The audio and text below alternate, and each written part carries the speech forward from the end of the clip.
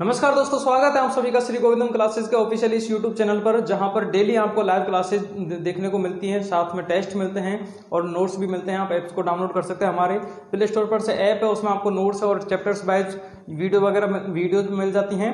और साथ में जो स्टूडेंट्स नए हैं, जिन्होंने अभी तक की वीडियोज नहीं देखी, उन वीडियोज को देख लेना, आपसे मेरी एक रिक्वेस्ट है। और अभी तक अगर आपने चैनल को सब्सक्राइब नहीं किया है तो इस चैनल को सब्सक्राइब कर लीजिए। दोस्तों, आज की क्लास में बहुत ही महत्वपूर्ण और इंपॉर्टेंट टॉपिक पढ़ने वाले हैं, जिसका नाम है हाइड्रोजन बंध। हाइड्रोजन बंध से डेफिनेटली यहां से क्वेश्चन आने की संभावना रहती है। बहुत ही छोटा, बहुत इंटरेस्टिंग टॉपिक है।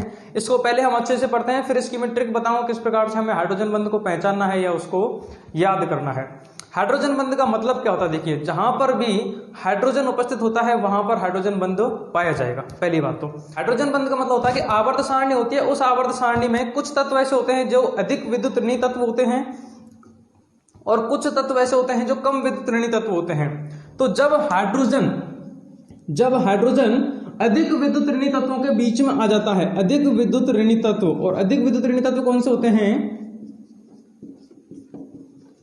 विद्युत ऋणात्मकता का मान समझ रहे हो? विद्युत ऋणात्मकता का मतलब होता है कि ऐसे तत्व जो दूसरे तत्वों से इलेक्ट्रॉनों को अपनी ओर खींचने की क्षमता रखते हैं या फिर इलेक्ट्रॉनों को जल्दी अपनी ओर खींचते हैं, उसे हम बोलते हैं विद्युत ऋणात्मकता। ठीक है, तो आवर्त सारणी के अंदर सबसे ज्यादा होती है फ्लोरीन की। तो इस प्रकार जैसे कि FON हो गया, इस प्रकार से ये क्या है? ये अधिक विद्युत ऋणी तत्व हैं। तो जब हाइड्रोजन इन अधिक विद्युत ऋणी तत्वों के बीच में आता है या इनसे जुड़ता है, तो इनसे जुड़कर हाइड्रोजन जब इनसे जुड़कर क्या बना लेता है? एक बंध बना लेता है। उस बंध को हम क्या कहते हैं? हाइड्रोजन बंध कहते हैं। क्लियर हुआ कि हाइड्रोजन जब अधिक विद्युत ऋणी तत्वों के बीच में आता है, उनसे बंध बनाता है, या तो हाइड्रोजन F से बंध बनाएगा HF, या हाइड्रोजन ऑक्सीजन के साथ में बंध बनाएगा H2O के रूप में, या हाइड्रोजन नाइट्रोजन से बंध बनाएगा NH3 के रूप में। ठीक है, तो हाइड्रोजन जब अधिक विद्युत ऋणी तत्व, और हाइड्रोजन की विद्युत ऋणात्मकता का मान क्या होता है? कम होता है। तो हम ऐसे भी कह सकते हैं कि अधिक विद्युत ऋणी तत्व और कम विद्युत ऋणी तत्व, अधिक विद्युत ऋणी तत्व और कम विद्युत ऋणी तत्वों के मध्य में जो ये बंध पाया जाता है, इस बंध को हम क्या कहते हैं? हाइड्रोजन बंध कहते हैं। और ध्यान रखने वाली बात यह है कि हाइड्रोजन बंध को हम किसके द्वारा दर्शाते हैं दोस्तों? डॉट डॉट डॉट के द्वारा दर्शाते हैं। ठीक है, इस प्रकार से क्लियर होगा कि हाइड्रोजन बंध क्या होता है। अभी हम इसमें आगे चलते हैं। हाइड्रोजन बंध के प्रकार। हाइड्रोजन बंध देखिए दोस्तों, दो प्रकार का होता है। हाइड्रोजन बंध कितने प्रकार का होता है? यहां पर हम क्लियर करते हैं शॉर्ट ट्रिक में। दो प्रकार का होता है। एक होता है हमारा अंतरा अणुक हाइड्रोजन बंध, अंतरा अणुक हाइड्रोजन बंध। और दूसरे प्रकार का जो होता है वो होता है हमारा अंतः अणुक हाइड्रोजन बंध। नाम से पता चल रहा है जैसा कि अंतरा अणुक का मतलब होता है, अंतरा का मतलब होता है बाहर, तो मतलब कोई भी दो या दो से अधिक यौगिक जो होते हैं उनके मध्य में यदि हाइड्रोजन बंध उपस्थित है तो उस हाइड्रोजन बंध को कहते हैं अंतरा अणुक हाइड्रोजन बंध। समझेंगे हम आगे किस प्रकार से। और अंतः का मतलब होता है एक ही के अंदर। तो यदि एक ही यौगिक है, यहां पर यौगिक क्या रहेगा? एक रहेगा। एक यौगिक के मध्य में यदि हाइड्रोजन बंध पाया जाता है उसे हम कहते हैं अंतः अणुक हाइड्रोजन बंध।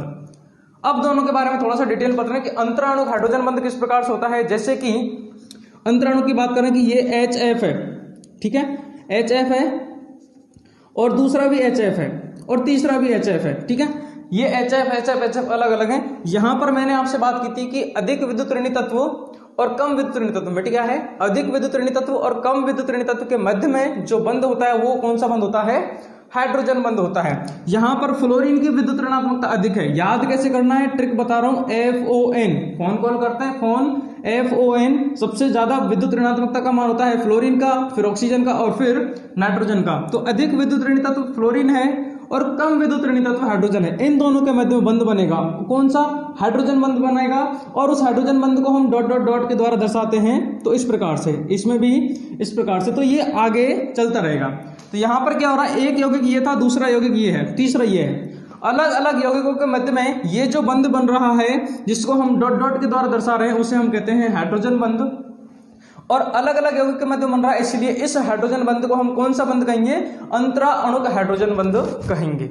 ठीक है, अंतः अणु के बारे में आगे पढ़ेंगे। अब दूसरी बात, इंपॉर्टेंट बात यह आती है इसमें कि जिसके अंदर विद्युत ऋणात्मकता का मान जितना ज्यादा है, वो उसके मध्य में जो हाइड्रोजन बंध पाया जाएगा वो उतना ही प्रबल होगा। ठीक है, तो इसकी प्रबलता का क्रम क्या हो जाएगा? अगर हम इसकी प्रबलता का क्रम बात करते हैं कि अंतराणु, अभी हम अंतरा के बारे में पढ़ रहे हैं। अंतर अणु की प्रबलता का क्रम हो जाएगा सबसे ज्यादा, जैसे कि HF जो होता है वो सबसे अधिक प्रबल होता है। फिर उसके बाद में FO के साथ में क्या आएगा, ऑक्सीजन H2O, फिर N के साथ में क्या आएगा, NH3, फिर RCOOH, ठीक है, RCOOH हो गया, फिर C2H5OH, ठीक है, उसके बाद में फिर ROH। इस प्रकार से यह हाइड्रोजन बंध का प्रबलता का क्रम है जो हमें याद रखना है। यहां से एग्जाम में क्वेश्चन आता है कभी कभी। हाइड्रोजन बंध की प्रबलता का क्या क्रम है, तो हमें याद ये रखना है कि हाइड्रोजन जितने अधिक विद्युत ऋणी तत्व से जुड़ा हुआ है वो उसकी प्रबलता उतनी ही ज्यादा होगी। प्रबलता का मतलब FON सबसे ज्यादा है आवर्त सारणी में, तो पहले तो HF की सबसे अधिक प्रबल होगा, फिर उसके बाद में बंध क्रम इसमें, फिर H2O में सबसे ज्यादा होगा, फिर NH3, फिर RCOOH, फिर C2H एथेनॉल, फिर ROH नॉर्मली अल्कोहल जितने भी हैं। तो इस प्रकार से इसमें बंध क्रम का मान ज्यादा होता है। चूंकि अधिक विद्युत ऋणी तत्व के मध्य में है तो यहाँ पर ये ज्यादा प्रबल हो रहा है, इसीलिए इसके गलनांक और क्वथनांक के मान जो होते हैं वो भी क्या होते हैं, उच्च होते हैं। तो ये भी याद रखना है कि BP और MP बॉइलिंग पॉइंट और मेल्टिंग पॉइंट जो होते हैं अंतर अणु के वो क्या होते हैं, हाई होते हैं, ज्यादा होते हैं। क्लियर है, ओके। अब हम बात करते हैं दूसरे हमारा बंध प्रकार का क्रम है वो है अंतः अणुक हाइड्रोजन बंध। अंतः अणुक का मतलब क्या है, जो एक ही यौगिक के मध्य में बन रहा है। और दूसरी इसमें इंपॉर्टेंट बात एक और याद रखनी है कि ये बंध हमेशा एरोमेटिक यौगिकों के मध्य में ही बनता है। कौन से मध्य में है, एरोमेटिक यौगिक। एरोमेटिक यौगिक मतलब जिनके अंदर बेंजीन संरचना होती है उनके मध्य में ही ये बंध पाया जाता है। कौन सा, अंतः अणुक हाइड्रोजन बंध किन में पाया जाता है, एरोमेटिक यौगिकों के मध्य में ही। क्लियर है, एरोमेटिक यौगिक कैसे कि जैसे मैं बात करता हूं ऑर्थो नाइट्रोफिनोल। ऑर्थो नाइट्रोफिनोल, तो पहले फिनोल की संरचना बनाएंगे इस प्रकार से, ये फिनोल है हमारा, ठीक है, बेंजीन फिनोल हो गया। और इसमें ऑर्थो कंडीशन पर तो नाइट्रो मतलब NO2, तो O और O इस प्रकार से यहां पर ये जुड़ा हुआ है। ठीक है, अब देखिए ये हमारा पूरा एक ही है जिसका नाम क्या है, ऑर्थो नाइट्रो फिनोल, ये इसका नाम है। ठीक है, हालांकि हम जब जीओसी पढ़ेंगे, ऑर्गेनिक केमिस्ट पढ़ेंगे, इनके बारे में डिटेल पढ़ लेंगे, बट ये एक यौगिक है ऑर्थो नाइट्रोफिनोल। इसके मध्य में हाइड्रोजन बंध कहां हो सकता है, मैंने कहा था हाइड्रोजन को पकड़ लेना है और FON को पकड़ लेना है। हाइड्रोजन इससे भी जुड़ सकता है, इससे भी जुड़ सकता है और इससे भी जुड़ सकता है, और इनके मध्य में जो बंध होगा वो कौन सा होगा, हाइड्रोजन बंध होगा। या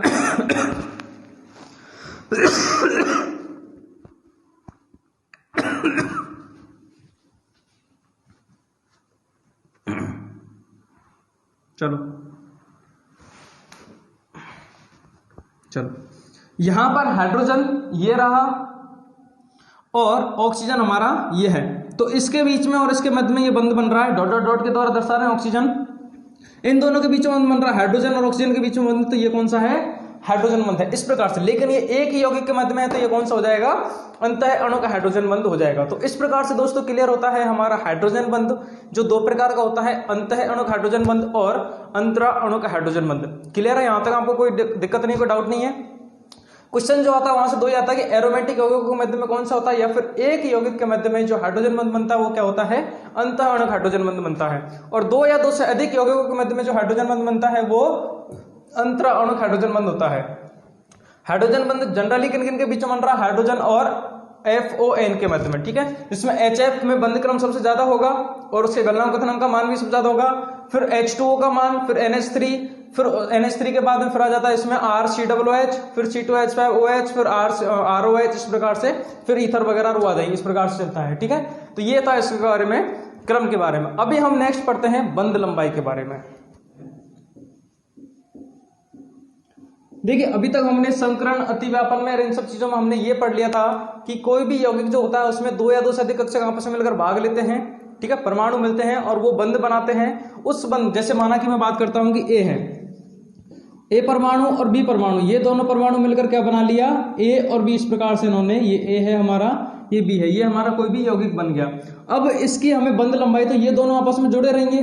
ठीक है, तो कोई भी परमाणु जो होता है उसके केंद्र में क्या होता है, नाभिक होता है, और नाभिक से, और जैसे दूसरा परमाणु है ये, इसके केंद्र में भी क्या होता है, नाभिक होता है। ठीक है, इसका नाभिक में माना कि एक है, इसकी जो भी त्रिज्या होगी कुछ ना कुछ, उस त्रिज्या को बोलते हैं हम RA, और इसकी भी त्रिज्या होती है जिसको हम बोलते हैं RB। ठीक है, इन दोनों की त्रिज्या नाभिक के बाहर, तो इसकी त्रिज्या ये हो जाएगी और इसकी त्रिज्या ये हो जाएगी। अगर इन दोनों की त्रिज्या को मान ले लेते हैं तो वो उसकी बंध लंबाई होती है। ठीक है, तो इस प्रकार से यहां से लेकर यहां तक के बीच की दूरी ये क्या हो जाएगी, इसकी बंध लंबाई हो जाएगी।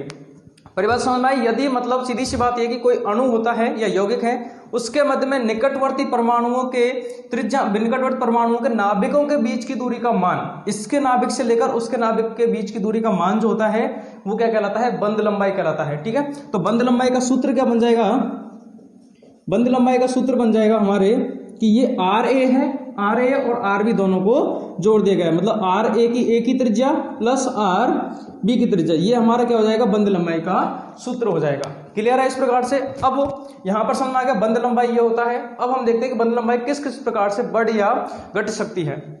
ठीक है, तो सबसे पहला हम जो फैक्टर बात करते हैं वो है हमारा आकार। पहला फैक्टर है आकार की, यदि परमाणुओं का आकार बढ़ रहा है घट रहा है तो बंध लंबाई पर क्या फर्क पड़ेगा। ठीक है, तो इसमें क्या होता है, यहां पर देखो जैसे बात करते हैं कि एक तो कोई छोटा आकार है, ठीक है, छोटे आकार वाले परमाणु आपस में मिलकर यौगिक बना रहे हैं और एक बड़े, तो आकार बढ़ने पर क्या होगा, एक तो ये है, एक अगर मैं बात करूं इस प्रकार का था तो यहां से लेकर यहां तक के बीच की दूरी ये इतनी ज्यादा हो गई, तो आकार बढ़ने पर उसकी त्रिज्या का मान भी बढ़ेगा, तो त्रिज्या का मान बढ़ेगा तो उसका बंध लंबाई का मान भी बढ़ेगा। तो आकार बढ़ने पर बंध लंबाई का मान जो होता है वो क्या होता है, बढ़ता है। क्लियर, आकार बढ़ेगा तो बंध लंबाई का मान भी बढ़ेगा, एक चीज तो हमें ये याद रखनी है। क्लियर हो गया, सिंपल सा, आकार बढ़ने पर बंध लंबाई का मान भी बढ़ता है। मतलब हम ये कह सकते हैं कि बंध लंबाई का मान जो होता है वो परमाणु के आकार के समानुपाती होता है। क्लियर। अब दूसरी हम बात करते हैं बंध क्रम के बारे में। बंध क्रम जो हमने पिछली वीडियो में पिछली क्लास में पढ़ा था कि बंध क्रम क्या होता है कि कोई भी जो यौगिक है उसके मध्य में परमाणु उनके मध्य में कौन सा बंध है, सिंगल बॉन्ड है, डबल बॉन्ड है या ट्रिपल बॉन्ड है। ठीक है, तो किस प्रकार का उसके मध्य में बंध पाया जा रहा है। अब हमें पता है, देखो मैं यहां पर मैं आपसे बात करता हूं, एक होता है सिंगल बॉन्ड, एक डबल बॉन्ड और एक होता है ट्रिपल बॉन्ड। ट्रिपल बॉन्ड जो होता है वो अधिक प्रबल होता है, स्ट्रांग होता है। ठीक है, फिर उसके बाद में आता है, अगर मैं इसको ऐसे लिख सकते हैं, ट्रिपल बॉन्ड सबसे ज्यादा प्रबल होता है, फिर डबल बॉन्ड और फिर सिंगल बॉन्ड। ठीक है, तो सबसे ज्यादा ट्रिपल बॉन्ड जो होता है वो प्रबल होता है, तो जहां पर ट्रिपल बॉन्ड पाया जाता है उसके मध्य में बंध लंबाई का मान क्या हो जाएगा, कम हो जाएगा, क्योंकि प्रबल है तो अधिक प्रबलता के साथ में वो जुड़े रहेंगे या परमाणु जो है वो बंधे रहते हैं। ठीक है, तो बंध क्रम का मान जैसे जैसे बढ़ता है बंध लंबाई का मान घटेगा, इसलिए मतलब हम ये कह सकते हैं कि ये एंटी प्रोपोर्शनल होती है। यहां पर आकार के क्या था, ये समानुपाती था, आकार के क्या होता है, समानुपाती। समानुपाती मतलब जैसे जैसे आकार बढ़ रहा है वैसे वैसे बंध लंबाई का मान बढ़ता है। और बंध क्रम के क्या होता है, बंध लंबाई का मान जो होता है, बंध लंबाई वो व्युत्क्रमानुपाती होती है। व्युत्क्रमानुपाती का मतलब है कि बंध क्रम जैसे जैसे बढ़ेगा उसकी बंध लंबाई का मान घटेगा। भाई एक तो मैं बोलूं कि बहुत ढीले मतलब बहुत ही हल्के से जुड़े हुए परमाणु तो वो दूर दूर रहेंगे, लेकिन बहुत प्रबलता के साथ में जुड़े हुए हैं तो वो परमाणु बहुत पास में आ जाएंगे। परमाणु पास में आ गए तो उन परमाणुओं के बीच की दूरी का मान भी घट गया, बीच की दूरी मतलब उसकी बंध लंबाई का मान भी घट जाएगा। तो बंध क्रम का मान बढ़ेगा तो बंध लंबाई का मान क्या हो जाएगा, घट जाएगा। क्लियर है। तीसरा जो हमारा प्रकार है, तीसरा जो है फैक्टर है वो है हमारा प्रतिशत एस लक्षण। प्रतिशत एस लक्षण क्या होता है पहले इसके बारे में जानते हैं। प्रतिशत एस लक्षण का मतलब होता है कि हमने जो संकरण पढ़ा था कि भाई ये यौगिक है, किसी में sp संकरण होता है, किसी में sp2 संकरण होता है, किसी में sp3 संकरण होता है, वहां पे s% आता है। ठीक है, किस प्रकार से आता है, जैसे देखिए sp संकरण की मैं बात करता हूं तो यहां पर s और p दो कक्षक हैं, तो दोनों कक्षकों का हिस्सा रहेगा तो यहाँ पर 50-50 आएगा, तो 50% sp होगा और 50% ही p होगा। यहाँ पर परसेंट एस लक्षण कितना हो जाएगा, 50% हो जाएगा। अगर बात करते हैं sp2 संकरण की, टोटल था 100%, 100 में से यहाँ पर एक s कक्षक है और दो p कक्षक हैं, कितने हिस्से हो जाएंगे, यहाँ पर 3 हिस्से होंगे। ठीक है, तो 3 हिस्से होंगे तो 33 समथिंग कुछ आएगा यहाँ पर, तो 33.3% इसमें मान लेते हैं। तो यहाँ पर एस लक्षण sp2 में इतना होता है। यहाँ पर बात करते हैं, नेक्स्ट है sp3 संकरण। sp3 संकरण यहाँ पर कितने, p 3 कक्षक है और एक s कक्षक है, टोटल कितने हो गए, 4 हो गए। तो 100 का 4 हिस्से करेंगे तो कितना आएगा, 25%। ठीक है, तो इस प्रकार से ये हमारे क्या है, परसेंट एस लक्षण है, इनको याद रखना दोस्तों। परसेंटेज लक्षण का मतलब होता है कि संकरण में वो एस लक्षण या एस कक्षक जो है वो कितनी भागीदारी रखता है। ठीक है, एसपी में दोनों पार्टनर हैं तो 50-50 हो जाएगा, तो एसपी में सबसे ज्यादा होता है s%, एस लक्षण जो है 50%, फिर sp2 में 33 पॉइंट को समथिंग होता है और sp3 में क्या होता है, 25% होता है। तो यहां पर बताया गया है कि किस प्रकार से, जिस जिस प्रकार से। और दूसरी चीज अभी मैं आपको एक चीज और बताऊं, सबसे ज्यादा s% किस में है, sp में है। और sp मैंने आपको याद हो तो ट्रिक में बताया था कि sp संकरण कहां पर बनता है, ट्रिपल बॉन्ड में। sp2 संकरण कहां पर बनता है, डबल बॉन्ड में, और sp संकरण कहां बनता है, सिंगल बॉन्ड में। और यहां पर हम बोल रहे हैं कि ट्रिपल बॉन्ड जो हो रहा है, मतलब बंध क्रम बढ़ने पर बंध लंबाई का मान घट रहा है। तो जहां पर s लक्षण सबसे ज्यादा है, मतलब ट्रिपल बॉन्ड है, और ट्रिपल बॉन्ड पर बंध लंबाई का मान कम है, तो s लक्षण बढ़ने पर बंध लंबाई का मान भी क्या हो रहा है, घट रहा है। बात आई कि नहीं समझ में? तो s लक्षण के भी क्या हो जाएगा, बंध लंबाई जो होता है वो व्युत्क्रमानुपाती हो जाएगा बंध लंबाई। मतलब जैसे जैसे s लक्षण बढ़ेगा वैसे वैसे बंध लंबाई का मान भी क्या हो जाएगा, उसमें घटेगा। ठीक है, तो sp संकरण में क्या होगा, जहां पर sp संकरण वहां पर बंध लंबाई का मान कम होगा क्योंकि ट्रिपल बॉन्ड है वहां पे, या फिर sp2 संकरण है तो बंध लंबाई का मान कम, और फिर sp में इस प्रकार से। ठीक है, क्लियर हो गया यहाँ पर। अब प्रबलता की हम बात करते हैं, बंध ऊर्जा बंध लंबाई के बारे में हमने बंध लंबाई के बारे में हमने बात कर ली। 3-4 चीजें हैं। सबसे पहले हमें पता होना चाहिए बंध लंबाई क्या होता है, कि कोई भी यौगिक है या अणु है, उसके मध्य में जो 2 परमाणु होते हैं, परमाणुओं के नाभिकों के बीच की दूरी का मान क्या कहलाता है, बंध लंबाई कहलाता है। मतलब दोनों की त्रिज्याओं का मान, त्रिज्याओं को हम जोड़ देंगे तो क्या आ जाएगा, बंध लंबाई आ जाएगा। ये अलग अलग प्रकार से काम करती है कि आकार बढ़ने पर बंध लंबाई का मान क्या होता है, बढ़ता है, और आकार घटेगा तो घटेगा। मतलब बंध लंबाई का मान जो होता है वो आकार के कैसी होती है, समानुपाती होती है। दूसरा है बंध क्रम के क्या होती है, व्युत्क्रमानुपाती होती है। मतलब जैसे जैसे बंध क्रम बढ़ेगा बंध लंबाई का मान वैसे वैसे घटेगा। और तीसरा हमारा लक्षण है, तीसरा हमारा कारक है वो है प्रतिशत एस लक्षण। प्रतिशत एस लक्षण मैंने आपको बताया इस प्रकार से निकालते हैं। तो प्रतिशत एस लक्षण के भी बंध लंबाई जो होती है वो क्या होती है, व्युत्क्रमानुपाती होती है। जैसे जैसे प्रतिशत एस लक्षण बढ़ेगा वैसे वैसे बंध लंबाई का मान जो है वो घटेगा। क्लियर है दोस्तों, समझ में आ गया आपको बंध लंबाई के बारे में। चलिए नेक्स्ट टॉपिक है हमारा बंध ऊर्जा। जी हाँ, बंध ऊर्जा के बारे में जानते हैं अब कि बंध ऊर्जा क्या होती है। बंध लंबाई अभी तक आपको समझ में आ ही गया होगा अच्छे से कि बंध लंबाई क्या होती है। अब बंध ऊर्जा भी उससे रिलेटेड है। बंध ऊर्जा मतलब कोई भी 2 परमाणु है, ए परमाणु है और बी परमाणु है। दोनों परमाणु भाई एक बंध के द्वारा आराम से जुड़े हुए हैं। अब इस बंध को मुझे तोड़ना है, बंध को क्या करना है, मुझे तोड़ना है। तो तोड़ने के लिए कितनी ऊर्जा की आवश्यकता होगी, वो ऊर्जा क्या कहलाएगी, बंध ऊर्जा कहलाएगी। क्लियर, वो ऊर्जा क्या कहलाएगी, बंध ऊर्जा कहलाएगी। हमें पता है कि बंध कितने प्रकार के होते हैं, बंध 3 प्रकार के होते हैं, ट्रिपल बॉन्ड, डबल बॉन्ड और सिंगल बॉन्ड। त्रिबंध, द्विबंध और एकल बंध होते हैं। ठीक है, तो किसी भी रासायनिक बंध को तोड़ने के लिए, किसी भी रासायनिक बंध को तोड़ने के लिए आवश्यक ऊर्जा का मान क्या कहलाता है, बंध ऊर्जा कहलाती है। क्लियर है। अब किस प्रकार से पता नहीं है कि किस में अधिक होता है किस में कम होता है। तो सबसे ज्यादा प्रबलता की अगर हम बात करते हैं, प्रबलता की बात करते हैं तो सबसे ज्यादा प्रबल कौन होता है, ट्रिपल बॉन्ड होता है। तो बंध ऊर्जा का मान ट्रिपल बॉन्ड के लिए ज्यादा हो जाएगा क्योंकि ट्रिपल बॉन्ड बहुत ज्यादा प्रबल है। अब इसको तोड़ने के लिए मुझे बहुत ज्यादा ऊर्जा चाहिएगी। ठीक है, तो सबसे ज्यादा प्रबल कौन सा, ट्रिपल बॉन्ड, फिर डबल बॉन्ड और फिर सिंगल बॉन्ड। ठीक है, प्रबलता हो गया। अब हम बात करते हैं बंध ऊर्जा। बंध ऊर्जा भी जो ज्यादा प्रबल है उसको तोड़ने के लिए ज्यादा ऊर्जा चाहिए, तो ट्रिपल बॉन्ड की बंध ऊर्जा ज्यादा होती है, फिर डबल बॉन्ड की और फिर सिंगल बॉन्ड की। फिर हम बात करते हैं बंध लंबाई की। ये बहुत ट्रिक है, शॉर्ट एंड स्वीट तरीके से बता रहा हूं मैं आपको। बंध लंबाई, बस इनको याद रखो, सारे क्वेश्चंस क्लियर हो जाएंगे। बंध लंबाई यहां पर उल्टा है। अभी थोड़ी देर पहले मैंने आपसे डिस्कस किया था कि बंध लंबाई जो होती है वो बंध क्रम के व्युत्क्रमानुपाती होती है। अगर बंध क्रम का मान बहुत ज्यादा है, मतलब बहुत ज्यादा प्रबल है, तो पास पास है तो उनके बीच की दूरियां घट जाएंगी। बीच की दूरी मतलब बंध लंबाई घट जाएगी। और हम आप बंध लंबाई की बात कर रहे हैं तो बंध लंबाई का मान क्या हो जाएगा, तो सबसे कमजोर कौन है, सिंगल बॉन्ड है, तो वो हमेशा दूर दूर रहेंगे, इसलिए वहां पर बंध लंबाई का मान ज्यादा रहेगा।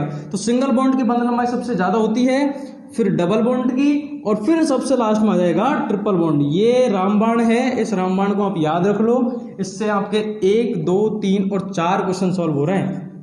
समझ गए, 4 प्रकार के जो क्वेश्चन आ रहे हैं वो इस रामबाण से आपके खत्म हो रहे हैं। बस कुछ नहीं, बेसिक सा फंडा है। क्या फंडा है, हमें बस ये पता रखना है कि ट्रिपल बॉन्ड सबसे ज्यादा प्रबल होता है, फिर डबल बॉन्ड और फिर सिंगल बॉन्ड। जो ज्यादा प्रबल है उसको तोड़ने के लिए ज्यादा ऊर्जा की आवश्यकता पड़ेगी, इसीलिए बंध ऊर्जा का मान भी ट्रिपल बॉन्ड का ज्यादा होगा, फिर डबल बॉन्ड का और फिर सिंगल बॉन्ड का। लेकिन जो ज्यादा प्रबल है वो बहुत पास है तो उसके मध्य की जो दूरी है वो कम हो जाएगी, मतलब बंध लंबाई का मान उनके मध्य में कम पाया जाएगा, इसलिए सिंगल बॉन्ड की बंध लंबाई सबसे ज्यादा होगी, फिर डबल बॉन्ड की और फिर ट्रिपल बॉन्ड की।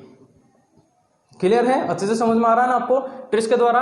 अब अच्छा, यहां पर ये तो क्लियर हो रहा है ना आपको, देखो ऐसा नहीं कि चल ही रहे हो, ये तो क्लियर हो रहा है कि ट्रिपल बॉन्ड डबल बॉन्ड कहां पर होते हैं। कोई भी यौगिक दे रखा है, ठीक है, जैसे आपको एग्जांपल थोड़ा सा मैं आपको समझा देता हूं। यहां पर एग्जांपल जैसे मैं बात करूं, इधर ले लीजिए एग्जांपल, जैसे कि N2 की हम बात करते हैं, ठीक है, और O2 की बात करते हैं।